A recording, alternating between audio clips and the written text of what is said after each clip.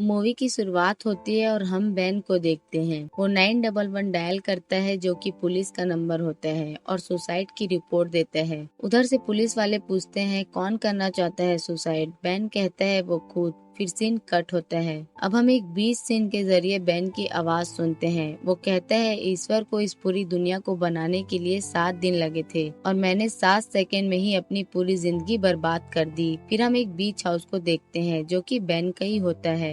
Ben अपने घर में परेशान बैठा है। उसके सामने कुछ लोगों के नामों की लिस्ट रखी हुई है। वो लोग कौन है हम आगे जानेंगे। उस लिस्ट में एक नाम अंडरलाइन किया हुआ था। वो नाम था एजरा टर्नर। अब बेन एक मीट प्रोवाइड करने वाली कंपनी में अपने ऑर्डर की कंप्लेन के लिए कॉल करता है। उसका कॉल एजरा रिसीव करता है। बेन उससे बहुत रूडली बात करता है। तब एजरा कहता है उसके पास बेन थॉमस नाम के किसी भी आदमी का कोई भी ऑर्डर नहीं है। यहाँ हमें ये भी पता चलता है कि एजरा ब्लाइंड है, मतलब कि अंधा है। बेन उसे बहुत ही भला बुरा कहता है लेकिन एजरा उसे बहुत ही शांति से जवाब देता है। बेन उसके अंधेपन का मजाक उड़ाता है, उसे बहुत ही ज्यादा उकसाने की कोशिश करता है लेकिन Ezra thank you for calling बोलकर कॉल कट कर देता है। कॉल कट होते ही बेन बहुत ही ज्यादा दुखी और परेशान हो जाता है क्योंकि वो ऐसा इंसान नहीं होता है। वो सिर्फ उस आदमी को परख रहा होता है क्योंकि वो जानना चाहता है कि वो आदमी दिल का कैसा है। अगले सीन में हमें एक IRS का ऑफिस दिखाया जाता है। वहाँ बेन अपने ब्लॉग में बैठा काम कर रहा होता है। दरअसल वो उन लोगों की प्रोफाइल चेक कर रहा होता है जो लोग टैक्स पे नहीं कर पा रहे होते। तभी उसे एमिली की प्रोफाइल दिखती है। तब उसे पता चलता है कि एमिली की फाइनेंशियल कंडीशन बहुत ही खराब है और उसे एक हार्ट की बहुत बड़ी बीमारी भी है जिसका एक ही उपाय है हार्ट ट्रांसप्लांट। लेकिन एमिली का ब्लड ग्रुप बहुत ही ज्यादा रेयर होने के कारण उसे कोई भी डोनर नहीं मिल रहा होता है और हॉस्पिटल का बिल पे करने में भी उसे बहुत सारी दिक्कतों का सामना करना पड़ रहा होता है। अगले दिन एमिली का बैंक डिटेल निकालने के बाद बेन एमिली के घर जाता है। बेन को वहाँ एमिली की नेबर मिलती है और वो बेन को बताती है कि एमिली हॉस्पिटल गई है। बेन उससे हॉस्पिटल का एड्रेस लेता है और हॉस्पिटल पहुँच जाता है। फिर बेन लिफ्ट में जाता है, वहाँ उसे एमिली मिलती है पर बेन अभी उससे कुछ नहीं कहता। फिर एमिली एक वार्ड की तरफ जाती है। बेन भी उसके पीछे पीछे जाता है और दरवाजे के पास खड़ा होकर वो एमिली को देख रहा होता है। फिर एमिली अचानक से जाग जाती है और बेन को देखती है और जैसे ही एमिली बेन को देखती है वो वहाँ से चला जाता है। हॉस्पिटल से बाहर आकर वो अपने कार में बैठता है और वहाँ उसे अपनी बीवी के साथ बिताया हुआ पल याद आता है। बेन अपनी बीवी से बहुत प्यार करता था और उसकी बीवी भी उससे बहुत प्यार करती थी पर अब वो इस दुनिया में नहीं है। फिर वो एक ओल्टेज होम में जाता है। वो काउंटर पर IRS का कार्ड दिखाकर अपना परिचय देता है। फिर अंदर वो एक आदमी से मिलता है जिसका नाम स्टुअर्ट होता है। स्टुअर्ट को बोन मेरो की जरूरत होती है और बेन ये देखना चाहता है कि वो सच में जरूरतमंद है या नहीं। बेन देखता है कि वो एक बूढ़ी औरत को दवा पिला रहा होता है और वो उस बूढ़ी औरत के साथ बिल्कुल भी अच्छा बिहेव नहीं कर रहा होता है। फिर जब बेन स्टुअर्ट से मिलता है तब स्टुअर्ट को पता नहीं होता कि बेन का इरादा उसकी मदद करने का है। वो उसे अपने फाइनेंशियल प्रॉब्लम बताने लगता है क्योंकि बेन उसकी नजर में एक IRS ऑफिसर है। बेन कहता है कि बाहर तुम्हारी BMW कार खड़ी है जो कि बहुत ही महंगी कार है। इस बात को सुनते ही स्टुअर्ट के चेहरे का रंग उड़ जाता है। फिर बेन वहाँ से चला जाता है क्योंकि वो समझ गया था कि ये आदमी झूठ बोल रहा है। अब जहाँ एमिली का इलाज चल रहा होता है बेन वहाँ एक बार फिर जाता है और वो कैंटीन में बैठकर किताब पढ़ने का बहाना करता है। दरअसल वो एमिली को ऑब्जर्व कर रहा होता है। तभी एमिली उसे देखती है और वो बेन के पास आती है और उससे बोलती है कि क्या तुम मेरा पीछा कर रहे हो, क्योंकि उसने बेन को दूसरी बार देखा होता है जो उसे ऑब्जर्व कर रहा होता है। बेन बोलता है क्या आप यहाँ बैठना पसंद करेंगी मिस एमिली। उसके बाद एमिली वहाँ बैठ जाती है। फिर बेन कहता है कि मैं तुम्हारे पिछले 3 साल की इनकम स्टेटस देख रहा हूँ। ये कहते हुए बेन फाइल को पलटकर देखने लगता है। फिर अचानक से एमिली कहती है क्या कल रात को तुम मेरे हॉस्पिटल के रूम में आए थे। बेन उससे झूठ कहता है कि नहीं, मैं तुम्हारे रूम में नहीं आया था। IRS इस तरह काम नहीं करते। फिर बेन कुछ देर तक उससे उसके इनकम स्टेटस के बारे में बातें करता है और इसके बाद एमिली वहाँ से जाने लगती है। तब बेन कहता है कि मैं तुम्हारे टच में रहूंगा। फिर एमिली वहाँ से चली जाती है। अब बेन अपने बड़े से घर को छोड़कर एक छोटे से होटल में शिफ्ट हो जाता है। फिर कुछ दिनों बाद बेन एमिली के घर जाता है। एमिली बाहर आती है और बेन से पूछती है कि तुम यहाँ पर क्या कर रहे हो। बेन कहता है मैं तुमसे मिलने आया हूँ। उस टाइम एमिली अपने डॉग को वॉक पर ले जा रही होती है। तभी बैन कहता है कि ठीक है, मैं भी साथ चलता हूँ अगर तुम्हें कोई प्रॉब्लम ना हो तो। फिर वो दोनों डॉग को वॉक कराने के लिए लेकर जाते हैं। वहाँ वो एक दूसरे से काफी बातें करते हैं। फिर जब वो वापस आते हैं तब बैन पूछता है कि क्या तुम्हारे पास कोई सोर्स ऑफ इनकम है। तब एमिली कहती है कि फिलहाल मेरे पास कोई अच्छी जॉब नहीं है, बस छोटे मोटे काम करती हूँ जिससे कुछ पैसे मिल जाते हैं, लेकिन फिलहाल मुझे ये घर रेंट पर देना होगा क्योंकि मुझे मेडिकल्स के बिल्स भी देने हैं।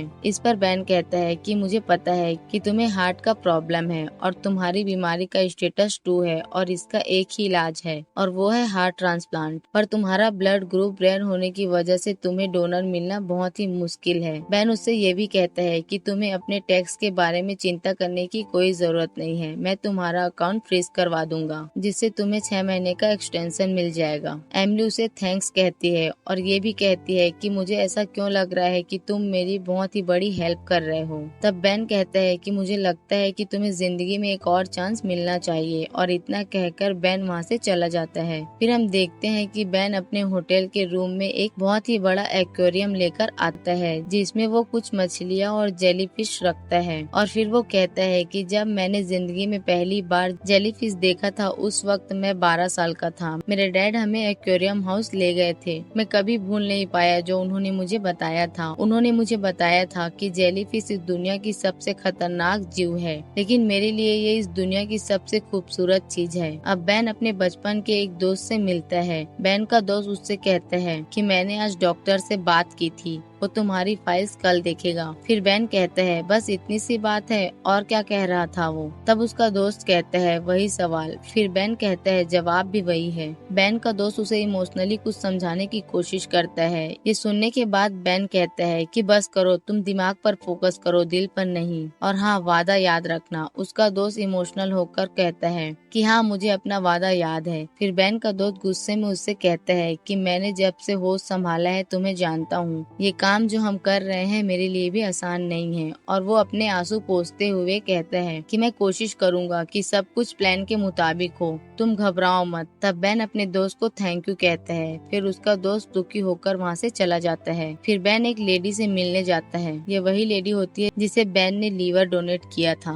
बैन उस लेडी से कहता है कि आप मुझे किसी ऐसे इंसान के बारे में बताइए जिसे सच में मदद की जरूरत हो। वो लेडी बैन से पूछती है कि तुम ऐसा क्यों कर रहे हो, और बैन कहता है मुझे सिर्फ मदद करनी है। फिर वो लेडी बैन को एक और लेडी का पता देती है और उसे बताती है कि इस लेडी का बॉयफ्रेंड इसे बहुत टॉर्चर करता है, उसे बहुत मारता पीटता है और लास्ट टाइम उसने उसे इतना मारा था कि उसके रिब्स पर फ्रैक्चर हो गया था। उसके 2 बच्चे भी हैं और वो डर के मारे पुलिस में कंप्लेन भी नहीं करवाती। फिर बैन उस लेडी के घर जाता है और उससे कहता है कि मैं आपकी हेल्प करना चाहता हूँ। और इस बात को सुनते ही वो लेडी गुस्सा हो जाती है और कहती है कि मुझे किसी भी तरह की कोई भी हेल्प की जरूरत नहीं है, और वो बैन की इंसल्ट करके उसे अपने घर से निकाल देती है। बैन जाते जाते अपना कार्ड वहाँ रखते हुए ये कहता है फिर भी अगर तुम्हें हेल्प की जरूरत हो तो तुम मुझे कॉल करना, और बैन वहाँ से चला जाता है। बैन लोगों की मदद करना चाहता है, क्यों कुछ पता नहीं। अब हम देखते हैं एमिली एक दिन अपने डॉग को वॉक करवाकर वापस घर आती है तो वो बेहोश हो जाती है और उसके पड़ोसी उसे हॉस्पिटल में एडमिट करवा देते हैं। हॉस्पिटल में एडमिट होने के बाद एमिली बैन को कॉल करती है, उससे बातें करती है और बात करते करते एमिली बैन को कहती है मुझे कोई कहानी सुनाओ ना। और वो ऐसा इसलिए कहती है क्योंकि वो कहीं ना कहीं बैन से इमोशनली अटैच हो चुकी है और वो जानती है कि बैन एक अच्छा इंसान है और वो उसकी फिक्र भी करता है। फिर बैन उसे कहानी सुनाना शुरू करता है और वो कहानी सुनाते सुनाते हॉस्पिटल पहुंचता है। तब बैन देखता है कि एमिली सो चुकी है और बैन भी एमिली को देखते देखते वही चेयर पर बैठा सो जाता है। फिर सुबह जब एमिली उठती है तब वो देखती है कि सामने बैन चेयर पर बैठा सो रहा होता है। ये देखकर एमिली को बड़ा आश्चर्य होता है क्योंकि एमिली को नहीं पता होता कि बैन भी हॉस्पिटल में है। वो बैन को जगाती है और तभी वहाँ पर डॉक्टर आती है और वो एमिली को बताती है कि तुम बेहोश इसलिए हो गई थी क्योंकि तुम्हारे दिमाग के ब्लड की सप्लाई बंद हो चुकी थी। तब एमिली पूछती है कि मेरे पास अब कितना टाइम बचा है। डॉक्टर कहती है 1 महीना या ज्यादा से ज्यादा 6 हफ्ते। और इस बात को सुनते ही एमिली बहुत ही ज्यादा इमोशनल हो जाती है क्योंकि वो मरने वाली है। फिर डॉक्टर उसे एक पेजर देती है और कहती है कि जब इसकी लाइट ऑफ हो जाए तब तुम समझ लेना कि तुम्हें कोई डोनर मिल गया है। इन सारी बातों को सुनकर बेन भी अंदर ही अंदर काफी इमोशनल हो जाता है। बेन एमिली से कहता है कि मैं कैफेटेरिया जा रहा हूँ, तुम्हारे लिए कुछ खाने के लिए ले आता हूँ। लेकिन एमिली बहुत रो रही होती है और वो बेन का हाथ पकड़ती है और उससे कहती है कि क्या तुम यहाँ रुक सकते हो। तब बेन कहता है कि हाँ, और बेन वहाँ रुक जाता है। अब हम देखते हैं कि कुछ दिनों बाद जब बेन अपने होटल के रूम में होता है तो उसे एक कॉल आता है और ये कॉल उसी लेडी का होता है जिसका बॉयफ्रेंड उसे मारता है और जिसकी हेल्प करने के लिए बेन उसके घर गया था। फिर वो लेडी बेन से मिलने आती है और बेन उससे कहता है कि तुम्हारे बच्चे बहुत ही मासूम हैं और वो एक अच्छी लाइफ डिजर्व करते हैं और तुम्हें भी नई लाइफ की शुरुआत करनी चाहिए। फिर बेन उसे एक एनवलप और चाबी देता है और उसे कहता है कि तुम इस एड्रेस पे जाओ और अपनी लाइफ की नई शुरुआत करो। फिर वो लेडी वहाँ जाती है और वहाँ पहुंचकर वो देखती है कि समुद्र के किनारे एक आलीशान घर है और ये वो घर होता है जहाँ पर बेन ने अपनी बीवी के साथ बहुत सारे सपने देखे थे और आज बेन ने अपने सारे सपने उस लेडी को दे दिए। तभी दूसरी तरफ हम देखते हैं कि एमिली अब हॉस्पिटल से डिस्चार्ज हो गई है और बेन उसे हॉस्पिटल लेने जाता है। एमिली बेन के बारे में जानना चाहती है पर बेन इस बारे में कोई बात नहीं करना चाहता। इस बात पर एमिली नाराज हो जाती है। फिर अगले दिन बेन एमिली के घर जाता है और फिर वो दोनों एक बहुत ही खूबसूरत जगह पर वॉक के लिए जाते हैं। यहाँ पर एमिली बेन के बारे में कुछ नहीं जानती पर कहीं न कहीं वो बेन को पसंद करने लगती है। अब बेन और एमिली एक जगह बैठ जाते हैं।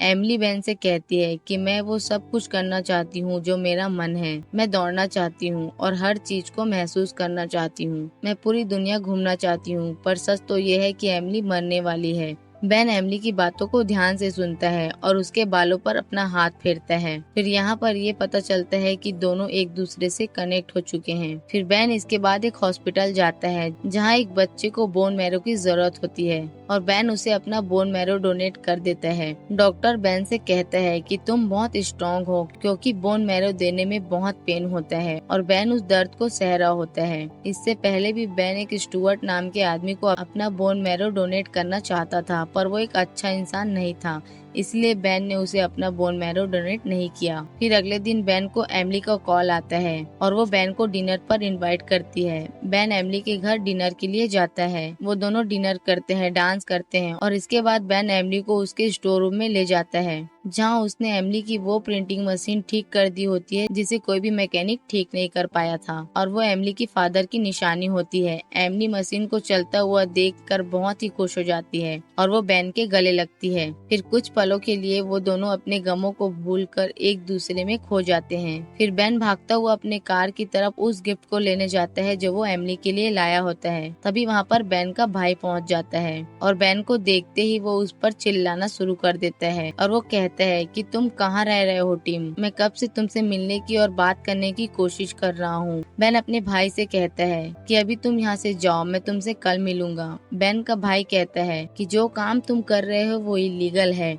मुझे मेरा कार्ड वापस चाहिए। फिर बेन उसे उसका कार्ड वापस कर देता है और हमें यहाँ पर ये पता चलता है कि IRS ऑफिसर बेन का भाई है, बेन नहीं। और बेन का असली नाम टिम होता है और बेन उसके भाई का नाम होता है। और टिम IRS ऑफिसर नहीं बल्कि MIT से पास आउट एक बहुत बड़ा इंजीनियर होता है और वो नकली IRS इसलिए बनता है ताकि वो जिन लोगों की मदद करना चाहता है उनके बारे में इंफॉर्मेशन कलेक्ट कर सके। फिर बेन जो कि असल में टिम है वो एमिली के पास जाता है। बेन और एमिली एक दूसरे से बहुत प्यार करते हैं और फिर दोनों के बीच रोमांस होता है। इसके बाद एमिली सो जाती है और बेन की नजर उस पेजर पर पड़ती है जो डॉक्टर ने एमिली को दिया था और ये कहा था कि जिस दिन इस पेजर की लाइट बंद हो जाएगी तो समझ लेना कि तुम्हें कोई डोनर मिल गया है। ये याद आते ही टिम बेचैन हो जाता है और वो भागते हुए हॉस्पिटल जाता है और एमिली की डॉक्टर से पूछता है कि डोनर मिलने के कितने चांसेस है। डॉक्टर कहती है कि 3 to 5%, मतलब कि बिल्कुल ना के बराबर। और ये सुनने के बाद टिम वहाँ से बाहर आता है और वो अपने दोस्त को कॉल करता है और उससे कहता है कि तुम्हें अपना वादा याद है ना। उसका दोस्त कहता है कि हाँ मुझे याद है। टिम अपने दोस्त से कहता है कि वो वादा पूरा करने का टाइम आ गया है। फिर टिम अपने दोस्त को I love you बोलकर कॉल कट कर देता है। फिर टिम अपने होटल रूम में जाता है और उस अंधे आदमी को कॉल करता है। टिम उससे माफी मांगता है। तब वो अंधा आदमी कहता है कि आखिर तुम ऐसा क्यों कर रहे हो। टिम उससे कहता है कि मैं तुम्हें एक गिफ्ट देना चाहता हूँ, मेरे मेरी बात ध्यान से सुनो, अभी थोड़ी देर बाद तुम्हारे पास एक आदमी का कॉल आएगा और वो जो कुछ भी कहेगा तुम उसकी बात मान लेना। और इतना कहते ही टिम कॉल कट कर देता है और कॉल कट करने के बाद टब को बर्फ से भर देता है। अब कहानी उस जगह पर आ जाती है जहाँ से शुरू हुई थी, जहाँ पर टिम पुलिस को अपनी सुसाइड की खबर देता है और कहता है कि मैं सुसाइड करने वाला हूँ और अपना एड्रेस देकर कॉल कट कर देता है। अब सवाल ये है कि टिम ऐसा क्यों कर रहा होता है। तब यहाँ पर हमें ये पता चलता है कि टिम एक बार अपनी बीवी के साथ कार में कहीं जा रहा होता है और टिम की लापरवाही के कारण उनकी कार एक वैन से टकरा जाती है, जिसमें एक ही फैमिली के 6 लोगों की मौत हो जाती है और साथ ही टिम की बीवी की भी मौत हो जाती है, जिससे टिम को बहुत पछतावा होता है और उसी गिल्ट से बाहर आने के लिए टिम 7 लोगों की मदद करता है, क्योंकि टिम की वजह से ही 7 लोगों की जान गई थी। लेकिन टिम अब जिंदा रहना चाहता है क्योंकि वो एमिली से प्यार करता है, पर अगर टिम जिंदा रहेगा तो एमिली को मरना पड़ेगा, क्योंकि टिम ही एमिली को अपना हार्ट दे सकता है। और इसकी वजह ये होती है कि उन दोनों का ब्लड ग्रुप सेम होता है, जो कि बहुत कम मिलता है। अब इसके बाद टिम बाथ टब में लेट जाता है और उसके अंदर जेलीफिश को छोड़ देता है। जेलीफिश जो इस दुनिया की सबसे जहरीली जीव में से एक जीव है, वो टिम को काट लेती है और टिम की मौत हो जाती है। टिम ने अपने बाथ टब में बर्फ इसलिए डाला होता है ताकि उसके मरने के बाद उसके ऑर्गन सही सलामत रहे। फिर एमिली को टिम का हार्ट लगा दिया जाता है और एमिली पूरी तरह से ठीक हो जाती है।